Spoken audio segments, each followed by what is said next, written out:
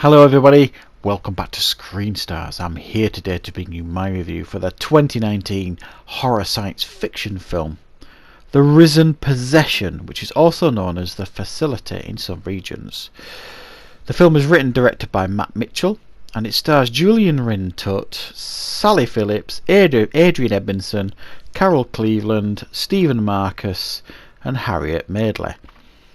And this is actually a sequel to a film called The Rizen from a couple of years ago, and I've got a vague recollection of reviewing it on the channel somewhere. I couldn't really tell you an awful lot about the film. I don't imagine it was brilliant because I can't remember that much about it, if I'm being honest, and this film doesn't really do a very good job of helping you remember the first film. Certainly not in my opinion, which is my first observation here. This film desperately needed a recap of the first one to kind of bring you up to speed, because I'd love to really give you an outline of what this film is about, but I struggled. I really struggled. I'll try.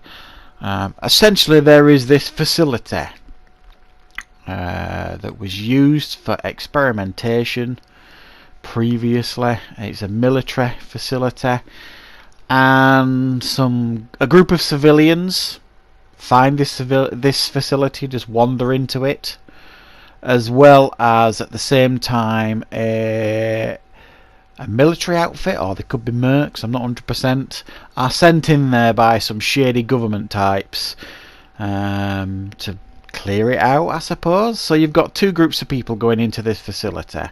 You've got the civvies, the normal folk, and you've got these military ones with weapons and things, and they all go in there, and guess what, it all goes tits up. And that's the most I can glean. They go in there. There are creatures with like blankets over the face that are actually quite effective and pretty scary at times, and I do have a recollection of those in the first one a bit. And there are other scenes where it's more psychological and supernatural almost. So it tries a few different tricks, this film, to scare you, but unfortunately most of them are pretty successful in what they're trying to do. It's not scary, this film. It's just a bunch of recognisable British actors that you might have seen on telly, certainly if you're from the UK, running round this darkened facility acting all panicked. Ripping off scenes from things like the Aliens, you know, where he's shooting at things consistently and screaming and shouting and panicking, and like Hudson in Aliens.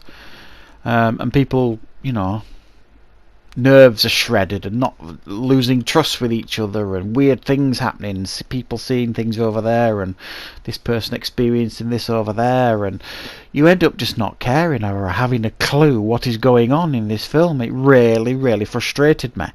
There are many scenes you can't see very well because it's lit terribly. I didn't really have a problem with any of the acting here. They all, you know, put in what you would consider a performance. I mean, some of them are pretty low level, but there are a lot of names in this, like I say, who you could consider veterans of British TV. And they know what they're doing, you know, and they deliver. You know, Ed Edmondson, Sally Phillips, people like that. Stephen Marcus, they've been around a long time, certainly in the UK, and they can, you know, deliver this sort of stuff with their eyes closed. But that's the problem, because you don't care about any of these characters, because you're not given a reason to care about any of these characters. They're just faceless people that wander into this facility, both the civvies, the normal folk, and the military ones. They're all, some of them are deeply unlikable, and the ones that aren't, you don't care about because you don't know who they are. You don't learn anything really about them that is significant. So it just becomes a film with these people in who you don't know, with a lot of things happening to them as the film progresses. Some of them are trying to be scary, these things that are happening to them, but unfortunately they aren't. And that's it. Really, it's one of those films that you kind of keep watching because you think, well,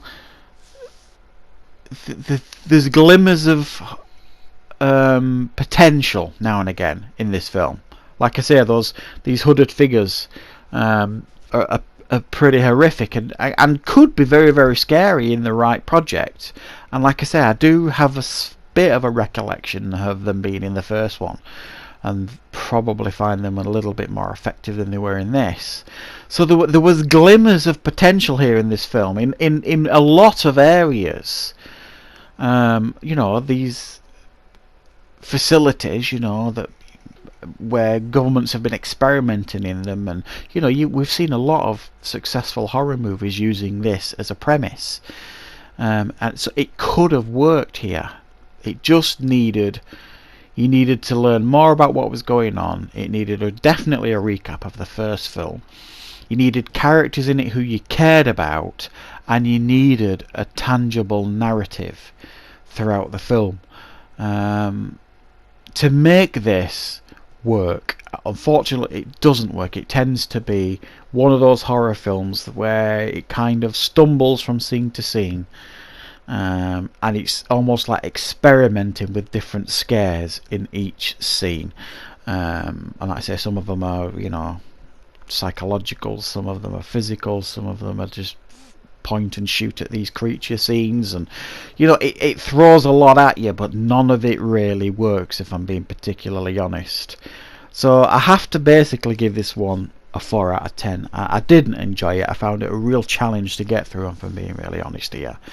And it is a bit of a shame, because like I say, there were some glimmers of potential here. So if you're a fan of the first one, maybe there'll be something here for you to enjoy. But like I say, I did watch the first one, and this didn't feel connected to it very much at all, if I'm being honest.